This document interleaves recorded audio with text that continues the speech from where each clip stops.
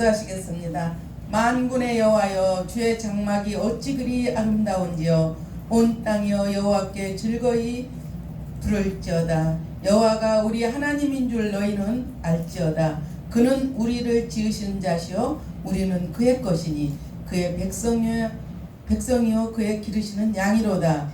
살아계셔서 우리와 함께 계시는 하나님 아버지, 이 땅의 왕으로 오신 아버지, 그 사랑과 은혜를 참으로 감사를 드립니다. 주님은 십자가에서 대속제물로 우리 죄를 사하시고 화목제물로 하나님과 화평하게 하신 선하시고 인자하신 하나님을 찬양합니다. 믿음의 주여 온전케 하시는 주님을 바라보게 하여 주시옵소서. 아버지, 저희들의 생사화복을 주관하신 살아계신 하나님 아버지, 우리 예배를 흠양하여 주시옵소서. 전하는 자의 입술을 주관하여 주시고 오직 예수 그리스도만을 전하게 하사 성령 하나님이 심령을 만져주시고 오직 바른 진리만을 선포하게 하여 주시옵소서. 듣는 자들의 마음을 만지사 아버지 옥토밭으로 심령을 부드럽게 하여 주시고 많은 열매를 맺게 하여 주시옵소서. 감사를 드리며 예수님 이름으로 기도드립니다. 오늘 본문 말씀은 물이 포도주가 되듯이입니다. 오늘 우리가 함께 나눌 말씀은 갈릴리의 작은 마을에 가나에서 일어난 한 결혼식장의 장면입니다. 그러니까 그 결혼식장에 일어난 일인데요. 그날은 평범한 날이 아니었습니다. 한 가정에 온 마을에 잔치가 되는 날이었고 웃음과 노래가 멈추지 않는 축제의 날이었습니다. 축제의 시간이었습니다. 당시 유대 사회에서는 결혼식 날 단순한 행사가 아니었습니다. 요즘 우리 결혼식은 굉장히 간단하게 보통 30분이면 끝나더라고요. 근데 그 유대 마을의 결혼식장은 엄청나게 큰 행사였다고 말씀하고 있습니다. 보통 일주일 동안 이어지는 행사였다고 합니다. 마을 사람들은 모두 초대되었고 잔치집에는 기쁨을 상징하는 포도주가 넉넉히 준비되어 있었습니다. 우리 시골에서도 이런 결혼식이 있을 때는 엄청 큰 잔치가 열렸습니다. 돼지도 잡고 또 우리 큰언니 시집갈 때 보니까 그 누룩으로 해가지고 밥을 쪄가지고 막걸리를 많이 만들더라고요. 근데 저도 그 막걸리 찌꺼기 많이 먹고 그 술 만든 것도 많이 저기 삭가리 타가지고 먹어가지고 학교를 못 간 적이 있어요.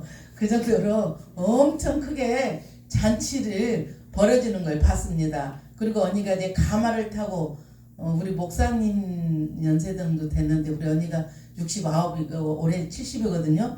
가마를 타고 시집을 가는데 시골에서 얼마나 언니가 18이 시집 가는데 얼굴이 이뻤는지 몰라요. 지금은 이제 시골에 사니까 별로 얼굴도 많이 상했더라고요. 근데 그것보다 그 얼굴보다 그 머리에 쓴 쪽두리가 아기 때 봐서 그런데 그렇게 쪽두리가 이쁘대요.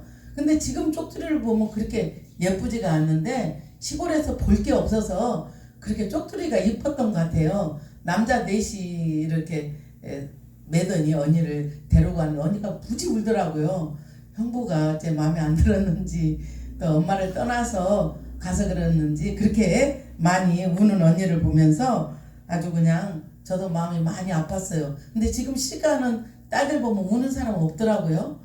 저는 결혼할 때 무척 웃었어요.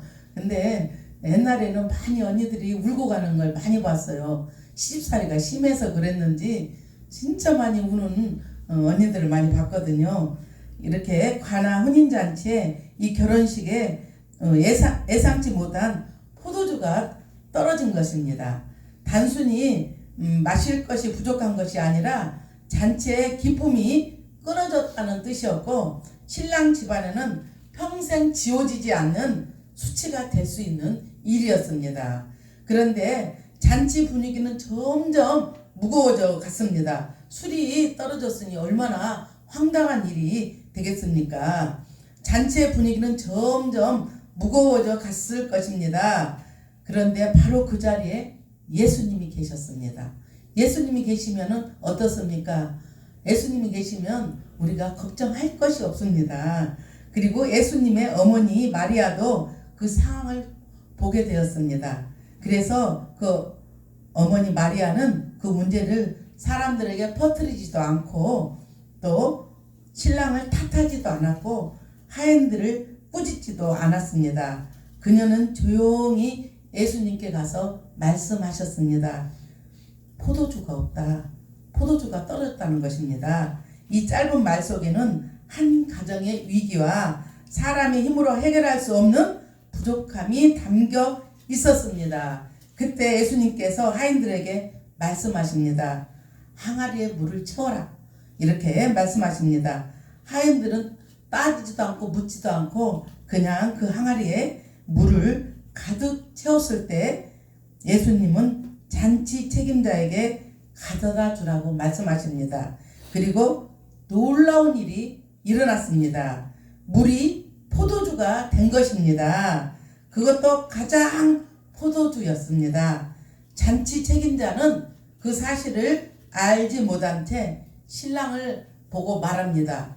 아니 어떻게 해서 이렇게 포도주가 좋은 게 계속 나왔냐는 말입니다. 사람마다 먼저 좋은 포도주를 내고 나중에는 술이 취하니까 나쁜 포도주를 내는데 이 가정은 어찌된 일인지 계속 좋은 포도주가 나온다고 얘기하는 것입니다. 그래서 성경은 이 일을 예수님께서 행하신 첫 표적이라고 말합니다. 그리고 이 표적을 통해서 예수님의 영광이 나타났고 그를 믿게 되었습니다. 그러니까 물이 포도주로 변한 사건이 첫 번째 예수님의 기적입니다. 저 여러분들은 포도주에다 물을 탈 수는 있지만은 물을 포도주로 만들 수 있습니까? 하나님이니까 이렇게 만들 수 있습니다. 우리가 사람은 전번에도 얘기했지 나 할 수는 있지만 사람을 우리가 만들 수 있습니까? 항상 저는 그렇게 생각해요. 우리가 정자가 난다 조그마한 걸 갖다가 이게 사람이 코가 생기고 머리도 생기고 손가락이 10개 발가락이 10개 생길 거야. 그러면 믿을 사람이 누가 있겠습니까? 정말 믿을 사람 아무도 없을 것입니다. 사과씨가 2개 갖다 놓고 이것이 주렁주렁 아마 열릴 것이라고 믿지 못한 것처럼 하나님께서 우주에 저렇게 기적으로 만들어 놓지 않았습니까? 별을 수만 개 별을 누가 만들었습니까? 하나님의 기적의 말씀으로 저렇게 만들어 놓으신 것입니다. 그것뿐만이 아닙니다. 두 번째는 예수님께서 왕의 신하의 아들을 고치신 사건이 있었습니다. 그리고 세 번째는 베데스다 연못에 38년 된 병자를 고치신 또 기적의 일이 있었습니다. 또 네 번째는 오병이어로 떡 5개와 물고기 2마리 어린아이가 가져온 그 도시락으로 5,000명을 먹이시는 우리 하나님입니다. 그렇기 때문에 저와 여러분은 일용할 양식을 먼저 걱정할 필요가 없습니다. 이런 하나님이 우리 아버지로 우리가 모시고 사는데 조금 돈이 없어졌다고 해서 뭐라 할 것도 아니고 또 뭐 다른 걸로 인해서 걱정할 것이 없는 것입니다. 왜? 그 인생 우리 아버지 우리가 믿고 있는 아버지가 이 기적의 하나님이기 때문에 우리가 걱정하며 살 것이 아니라 오직 예수님을 믿고 따라오라는 말씀입니다. 또 5번째는 예수님께서 물 위를 걸으십니다. 우리가 물 위를 배를 타고는 가지만 우리가 물 위를 걸을 수 있습니까? 예수님은 물 위를 걸으십니다. 베드로가 물 위를 걷다가 믿음이 떨어지니까 물속에 빠지는 것처럼 우리가 하나님의 능력으로 기적을 우리도 나타낼 수는 있습니다. 우리 힘이 아니라 그 예수님의 능력을 받아서 우리가 기적을 나타냅니다. 제가 전번에도 얘기했지만 우리 목사님이 예수님의 힘을 빌려서 혓바닥이 귀까지 가는 것을 말씀하시는데 저도 처음에는 믿어지지 않았어요. 아니 어떻게 혀가 귀까지 갈 수가 있을까? 인간이 혀가 저는 그렇게 긴 걸 몰랐어요. 우리가 혀를 내밀면 보통 턱 밑에도 못 가잖아요. 근데 우리 목사님 화요 집회 때 17성 집회 때 혀가 나와가지고 귀까지 열리는 달리는 그런 걸 얘기하는데 저도 이제 예수님을 믿긴 믿는데 그 말씀하시는데 혀가 귀까지 어떻게 갔을까 이렇게 생각을 해보니까 하나님이 하시면 그것만 하시겠습니까? 물로 포도주도 만들고 또 뭐 혀가 그렇게 길다고 또 내 친구가 그러네요. 무척 혀가 원래 빠지면 길다고 저는 제 거 혀만 봐가지고 그게 한계인 줄 알았더니 그렇게 기적의 하나님이 우리 아버지인 것을 여러분들은 아셔야 됩니다. 일곱 번째는 예수님께서 죽은 나사로를 살리십니다. 죽은 나사로가 나사로야 나와라 그러니까 붕대를 감고 있던 나사로가 나오십니다. 어떤 목사님 이렇게 얘기하더라고요. 나사로야 나오라 하니까 죽은 나사로가 나왔지만 죽은 사람 다 나오라 그러면 무덤에서 다 나온다는 것입니다. 그것처럼 우리는 부활 때 분명히 하나님께서 부활하실 것을 저와 여러분들은 믿으셔야 됩니다. 이렇게 성경에서 이렇게 7번의 기적을 나타내신 것은 완전수를 뜻하는 것입니다. 예수님의 사역에 완전한 계시를 의미합니다. 하나님이니까 이런 기적을 할 수가 있는 분이십니다. 사람이 이거 한 개라도 여러분들 중에 하실 수 있는 분이 있습니까? 저도 못해요. 우리 하나님만이 하실 수 있는 것입니다. 그래서 요한복음에 이렇게 기록 목적은 예수님께서 하나님의 아들이심을 믿게 하려 하심이라 이렇게 말씀하고 있습니다. 하나님의 아들이심을 믿게 하려 해서 이렇게 기적을 이렇게 나타내신 거라고 말씀하고 있습니다. 이 표적의 목적은 놀랍게 하려고 하는 것도 아니고 믿음을 주기 위해서 이렇게 표적을 나타냈다고 말하고 있습니다. 요한복음 2장을 볼 때 첫 번째 우리에게 주는 교훈은 인간의 잔치는 빈잔으로 나타난다 입니다. 우리 인간의 기적은 빈잔으로 나타날 수밖에 없습니다.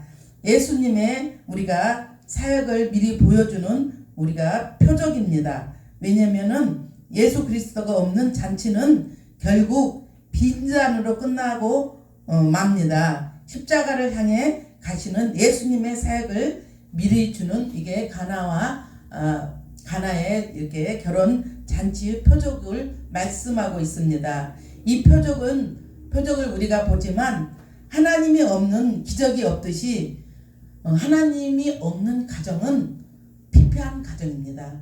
하나님이 없는 가정은 절대 행복한 가정이 될 수가 없습니다. 왜냐하면 자기 속에는 옳은 대로 살기 때문에 행복한 가정이 절대 될 수가 없습니다. 또 국가도 마찬가지입니다. 하나님이 없고 성령님이 운행하지 않는 국가는요 망한 국가입니다. 그래서 사회주의 국가는 망하게 되는 것입니다. 그래서 공산 국가는 망하게 되는 것입니다. 여러분들 우상을 섬기고 절에 오래 다니고 또 다른 신들을 믿어가지고 또 처음에는 잘 사는 것 같지만 결국에는 그 가정은 망하는 길입니다. 하나님이 없는 국가도 망하고 가정도 망합니다. 국가도 왜냐면은 동독을 보십시오. 동독도 망했고 소련도 망했고 제가 봤을 때는 북한도 얼마 남지 않았습니다. 그래서 우리가 대통령을 뽑을 때는 사회주의로 가는 대통령을 절대 뽑아서는 안 됩니다. 공산당을 지향하는 대통령을 뽑아서는 안 되는 것입니다. 왜냐하면 그 국가는 결국은 망하게 되는 것입니다. 성경에서 말씀하고 있지 않습니까? 교회도 마찬가지입니다. 교회에 수천 명 된다는 그 교회가 만약에 보험하러 다니고 또 교회 가서 장사하러 다니고 건설회사 하는 사람은 그 건설회사를 잘하기 위해서 큰 교회도 많이 갑니다. 그런 교회는 절대 잘 될 수가 없고 망하게 되는 것입니다. 그래서 우리는 하나님을 만나야 사는 길입니다. 종교적으로 하나님 머리에만 하나님을 알고 살아계신 하나님을 모르고 사는 자는 구원받지 못합니다. 수천 명 되는 교회라도 제가 봤을 때는 그 교회에 하나님을 믿지 않으면 구원받지 못합니다. 목사도 마찬가지입니다. 살아계신 하나님을 알지 못하고 하나님 머리로만 하버드 대학 나와가지고 엊그제도 목사님 얘기했지만은 그 어떤 선교사님 선교사님을 정죄하는 게 아니라 정말 우리가 살면서 정말 하나님을 두려워하며 살으라고 말씀드리는 것입니다. 그렇게 유명한 선교사님이지만 결국은 어떻게 됐습니까? 그것처럼 큰 교회라고 살아계신 하나님이 계신 것도 아니고 살아있는 교회는 핍박을 받습니다. 그리고 살아있는 교회는요 또 많은 사람들이 손가락질 할 수 있어요. 왜냐면 마귀들이 그 살아있는 교회를 또 이렇게 자기들가 무너뜨려야 되기 때문에 살아있는 교회는 핍박을 받고 많은 환난과 또 여러 가지로 또 말이 많을 수가 있습니다. 이 잔치에 포도주가 떨어졌다는 것은 잔치의 기쁨이 끊어졌다는 것입니다. 그래서 예수님이 없는 인생은 기쁨이 없습니다. 그래서 자기 소견에 오른 대로 자기 맘대로 사는 것입니다. 저도 물론 옛날에 그랬지만 마약을 먹고 또 술을 먹고 또 이렇게 너무 공허하니까 이 마음이 너무너무 외로우니까 그래서 다른 걸로 많이 채우고 저도 많이 방황했습니다. 이것처럼 하나님을 만나지 않은 인생은요 아무리 물질이 많아도 잘 살 수가 없습니다. 그래서 제일 중요한 것이 돈은 통장에 없지만 하나님을 의지하면 물로 포도주가 된 것처럼 예수님께서 오늘 돈이 없지만 내일은 하나님께서 기적을 일으킬 수도 있고 그렇기 때문에 그 하나님을 믿는 저와 여러분들이 되셔야 되겠습니다. 우리의 삶은 잔치처럼 시작되지만 어느 순간 포도주가 떨어진 사실을 발견하게 됩니다. 건강의 포도주가 떨어질 때가 있습니다. 또 관계의 포도주가 떨어질 때도 있습니다. 또 기쁨의 포도주가 떨어질 때도 있습니다. 물질의 포도주가 떨어질 때도 있습니다. 믿음의 포도주마저 메말라 버릴 때가 있습니다. 찰스 스펄전은 이렇게 말합니다. 인간의 잔은 반드시 바닥을 나타내지만 그리스도 잔은 마르지 않는다고 말씀하십니다. 그리고 인간의 빈잔이 가장 분명하게 드러난 것이 우리 십자가입니다. 제자들은 도망쳤고 사람들은 조롱했고 인류 죄가 드러났습니다. 우리는 우리 스스로를 구원할 수 없는 존재입니다. 두 번째는 빈잔을 은혜로 채우시는 우리 하나님을 말씀하고 있습니다.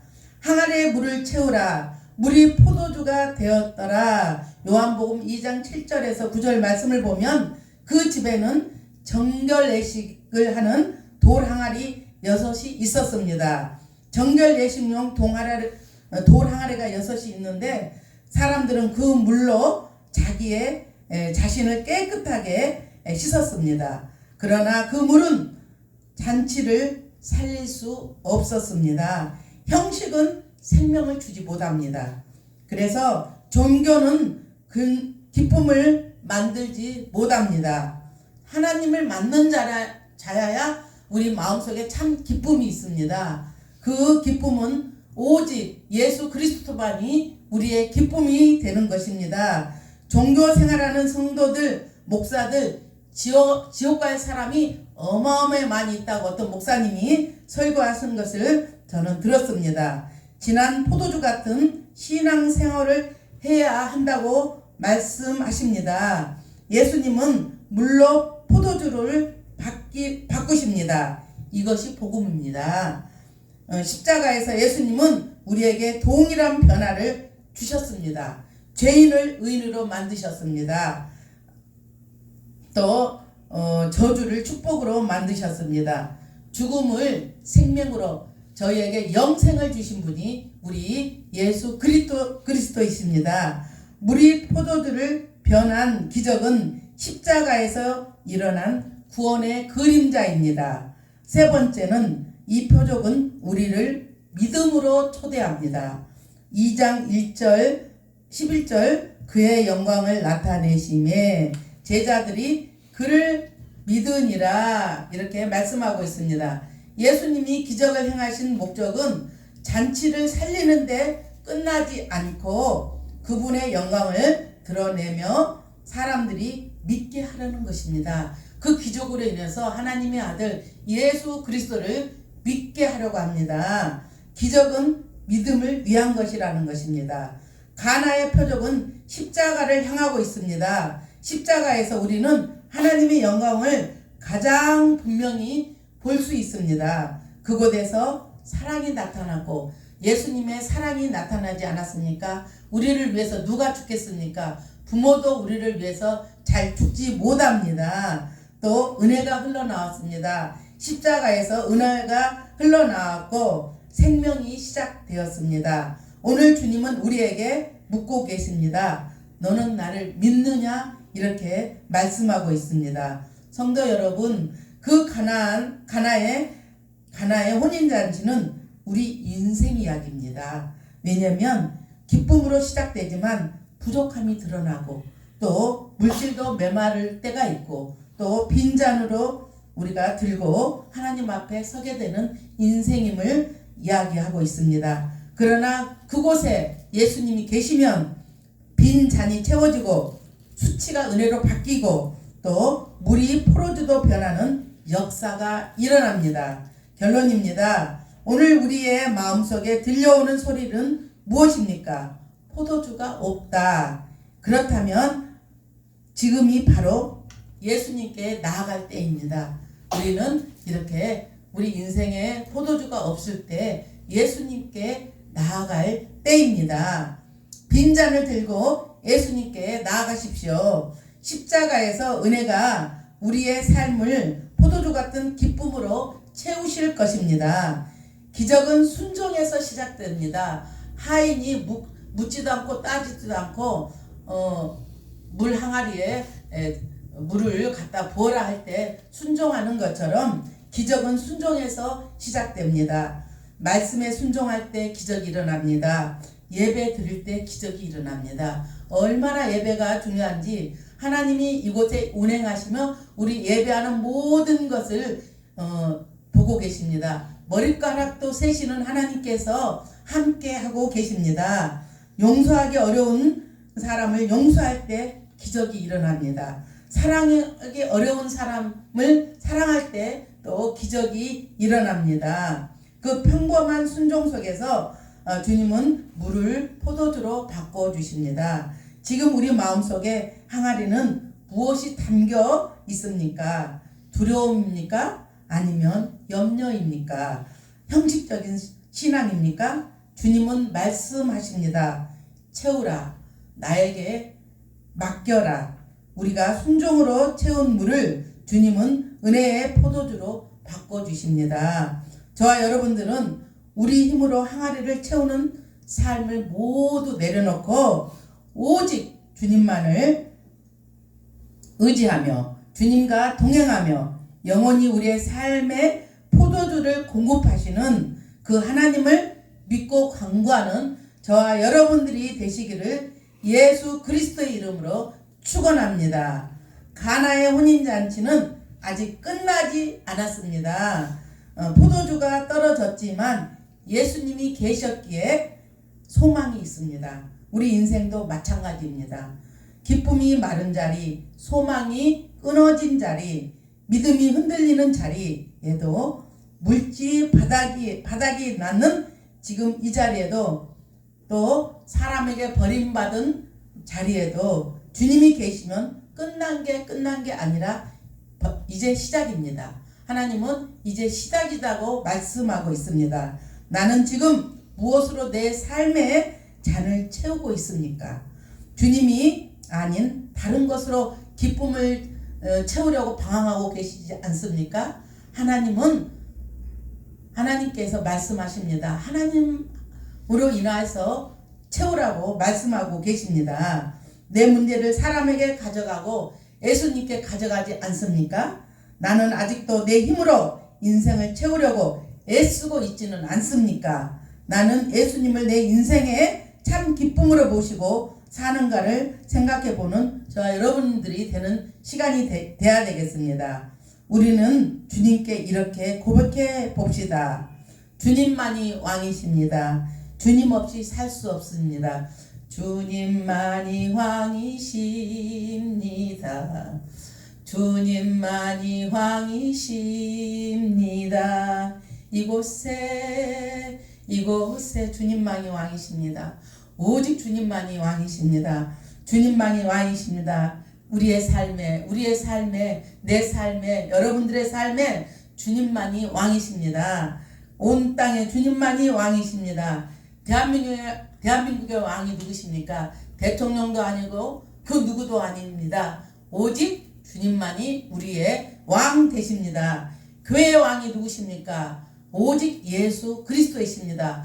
가정의 왕도 누구십니까? 오직 예수 그리스도이십니다. 오직 예수 그리스도 아닌 신천지 이만희 또 하나님의 교회 누구야? 누구지? 장영자가 아니고 또 신천지의 이만희도 아니고 오직 구원은 예수 그리스도밖에 없다는 것을 자 여러분들은 아셔야 합니다. 주님만이 우리의 기쁨 되십니다. 오직 주님만이 우리의 생명 되십니다. 영생을 주신 분이 누구십니까? 우리 예수 그리스도이십니다. 주님만이 우리의 구원자이십니다. 그리스도의 십자가 은혜와 사랑으로 포도주 같은 기쁨을 누리는 저와 여러분들이 되시기를 예수 그리스도의 이름으로 축원합니다. 기도하시겠습니다. 주님만이 우리의 왕이십니다. 주님만이 우리의 생명 되십니다. 주님만이 우리의 구원자 되십니다. 주님, 빈잔을 들고 주님께 와서 생명의 포도주를 저희들 얻었습니다. 주님, 감사와 찬양과 경배를 하나님께 올려드립니다. 잔치집에 포도주가 없으면 기쁨이 없듯이 주님 없는 세상은 헛된 것을 고백하며 주님께 감사드립니다. 주님께 받은 이 포도주 기쁨을 우리만 먹고 마시며 기쁨을 누리지 않게 하시고 많은 영혼들에게 혼인잔치에 초청하여서 기쁨을 나눠주는 저희들에게 인도하여 주시옵소서. 그리하여 온 세상이 기쁨이 넘치는 세상으로 물들게 하여 주시옵소서. 감사를 드리며 우리를 죄에서 구원하신 예수님 이름으로 기도드립니다.